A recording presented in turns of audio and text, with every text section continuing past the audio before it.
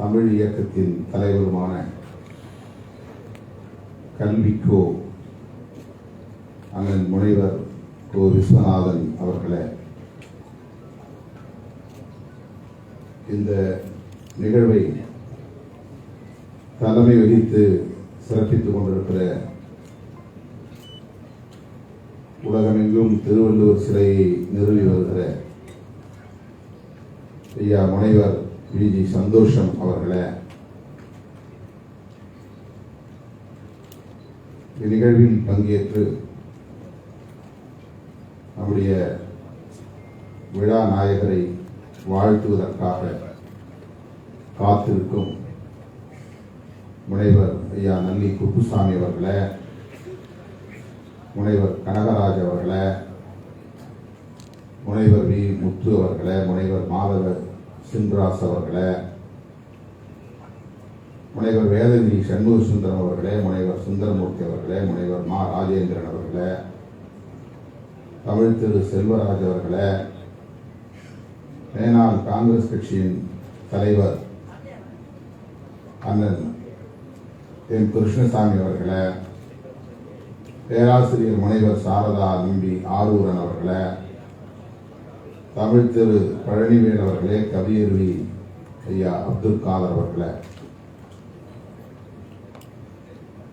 வேந்தர் அவர்களை வாழ்த்துவதற்காக காத்திருக்கும் சிறப்பு அழைப்பாளர்கள் தமிழ் திரு தோழர் டி.கே.ஆர்.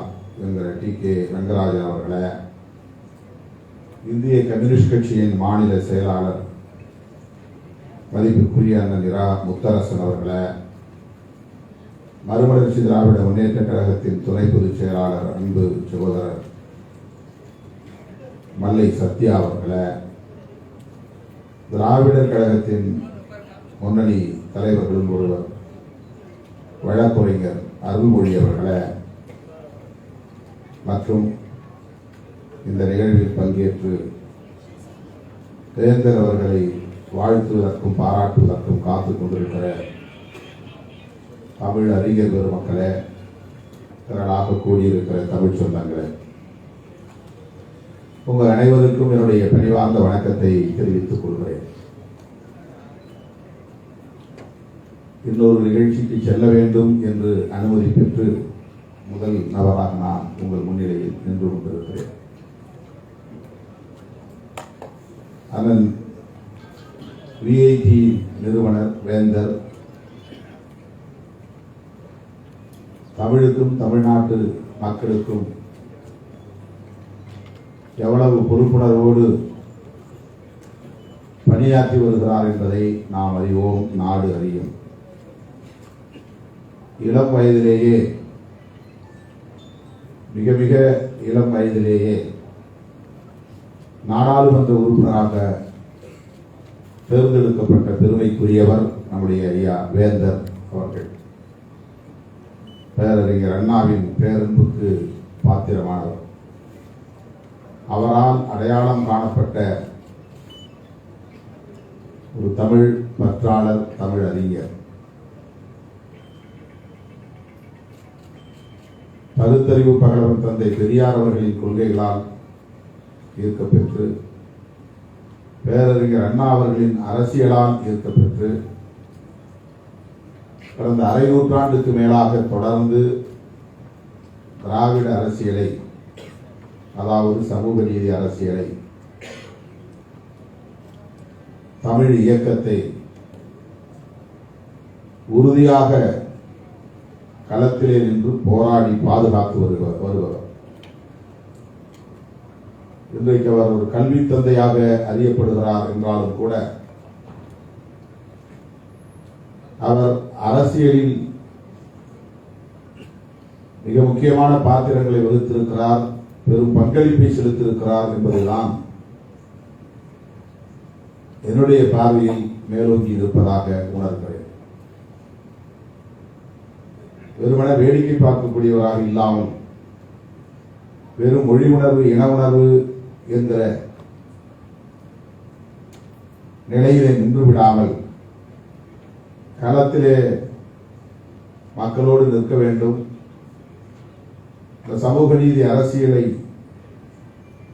பாதுகாக்க வேண்டும், எளிய மக்கள், விளிம்பு நிலை மக்கள் வலிமை பெற வேண்டும் என்பதில் கவனமாக இருந்து பணியாற்றி வரக்கூடியவர்.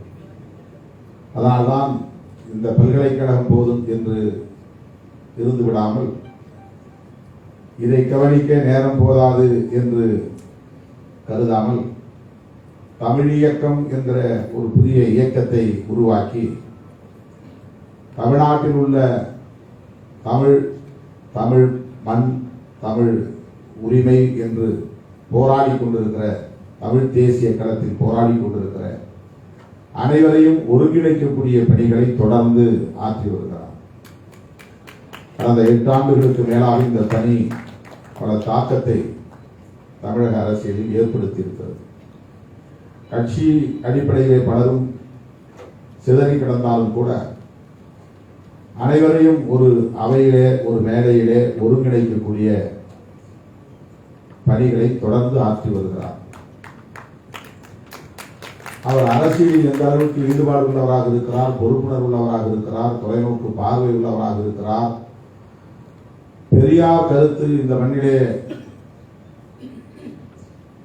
மேலும் மேலும் செழுமை பெற வேண்டும், வலிமை பெற வேண்டும் என்பதிலே உறுதியாக இருக்கிறார் என்பதற்கு பல சான்றுகளை சொல்ல முடியும். அதிலே ஒன்றை சொல்லி நான் நிறைவு செய்ய விரும்புகிறேன். 2016 நாங்கள் இடதுசாரிகள், மதிமுக, விடுதலை சிறுத்தைகள் 4 கட்சிகளும் ஒன்று சேர்ந்து மக்கள் நல கூட்டணி என்ற ஒரு அரசியல் அணியை உருவாக்கினோம். அந்த மக்கள் நல கூட்டணி 3வது அணி என்கிற அடையாளத்தோடு தேர்தல் களத்தை சந்தித்தது. இந்த 4 கட்சிகளுக்கு பிறகு அதில் கேப்டன் விஜயகாந்த் அவர்களும் வந்து சேர்ந்தார், அண்ணன் GK வாசன் அவர்களும் வந்து சேர்ந்தார்.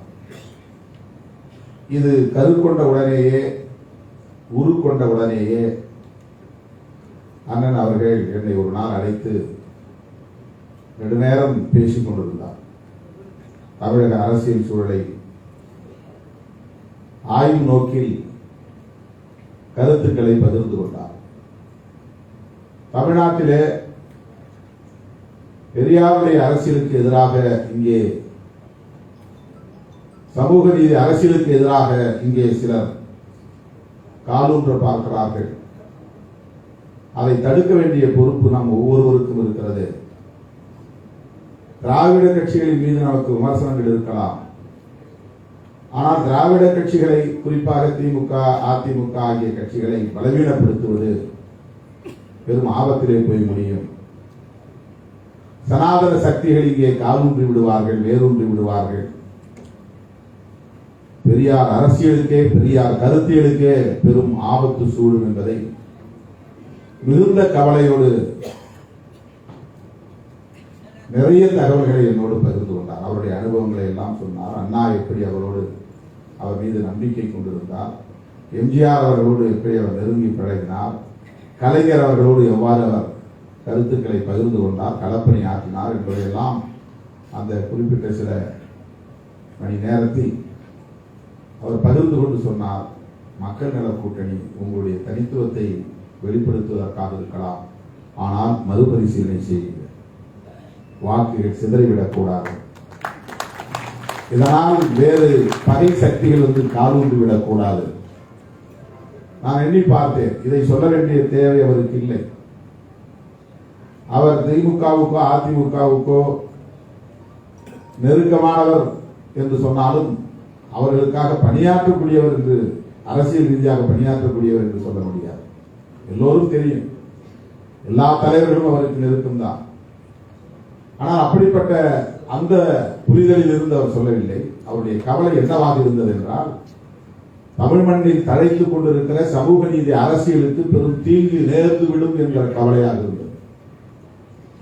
சனாதன சக்திகள் இங்கே வலிமை பெற்று விடுவார்களோ என்கிற கவலை 2016 மக்கள் நல கூட்டணி உருவான காலத்தில் நான் சொன்னேன், நாங்கள் வெகு தூரம் போய்விட்டோம், ஒரு வடிவம் பெற்றுவிட்டது. இனிமேல் அதிலிருந்து எப்படி வெளியேற முடியும் அல்லது எப்படி அதை நாம் கலைக்க முடியும், சிதறடிக்க முடியும். ஆனால் நீங்கள் சொன்னதை நான் மனதிலே நிறுத்திக் கொள்கிறேன் என்று சொல்லிவிட்டு விடைபெற்றேன். பல முறை நான் அதை பற்றி பலரிடத்திலே பகிர்ந்திருக்கிறேன். அண்ணன் அவர்களிடத்திலே பேசும்போது இப்படி சொன்னார். நாங்கள் அதற்கு பிறகுதான் அண்ணன் முத்தரசன் அவர்களும் இங்கே இருக்கிறார், மல்லை சத்யா அவர்களும் மதிமுக தலைவர் இங்கே இருக்கிறார்.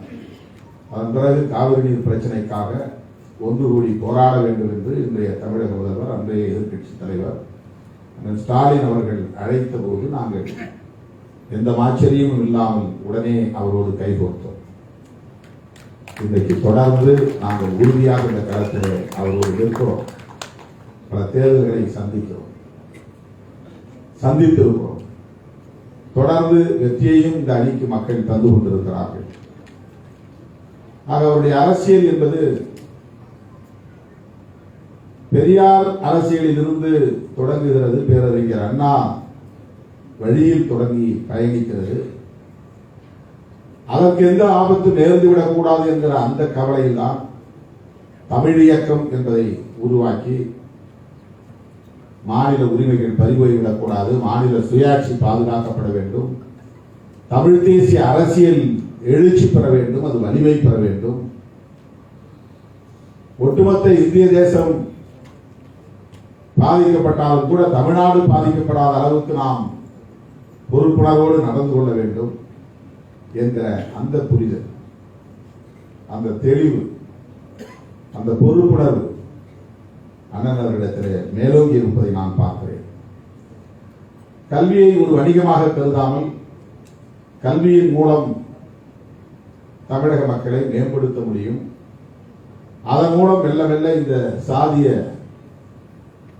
அரசியலில் இருந்து அல்லது புறையோடி கிடக்கும் இந்த சாதிய கொடுமைகளில் இருந்து மக்களை மீட்க முடியும் என்ற அந்த புரிதல்,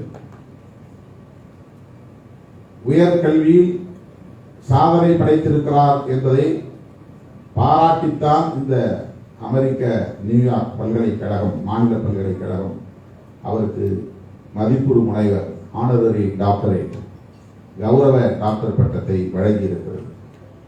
இந்தியாவிலேயே தமிழ்நாடு உயர்கல்வியில் சிறந்து விளங்குகிறது.